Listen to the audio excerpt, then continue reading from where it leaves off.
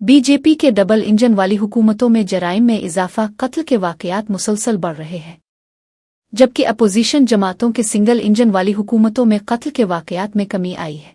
अब आप ये कह सकते हैं कि मुकदमे लिखना सिर्फ अपराध का पैमाना नहीं हो सकता। मुकदमे लिखे जा सकते हैं, लेकिन एक मुकदमा जो पूरी तरह से सच होता है, जिसमें कोई हीला हवाली और गड़बड़ी नहीं हो सकती, वो होता है हत्या का मुकदमा। और मैं हत्या का मुकदमा पढ़ रहा हूं। हत्या के मुकदमे कितने हुए हैं वो राज्यवार आंकड़ा पढ़ रहा हूं।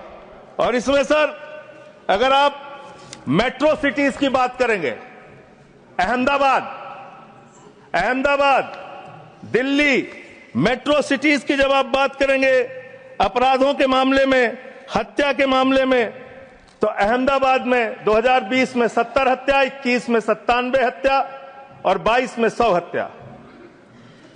जयपुर में 95 हत्या, 20 में 118 हत्या, 21 में 132 हत्या, 22 में। उत्तर प्रदेश में कानपुर में 41 हत्या, 20 में 48 हत्या, 21 में 81 हत्या, 22 में।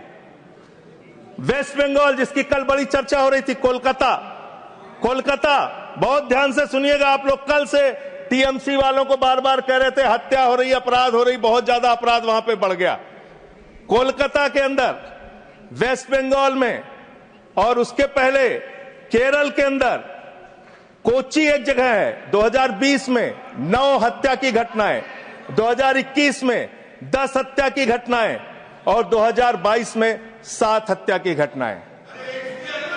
अरे सुन लो भाई, कहा इतने। सूरत, फिर डबल इंजन की सरकार, 116 हत्या 2020 में, 121 हत्या 2021 में और 100 हत्या की घटनाएं 2022 में। अरे सुन लो, धैर्य रखो थोड़ा। डबल इंजन सुन लो। अरे डबल इंजन थोड़ा सुनो ध्यान से।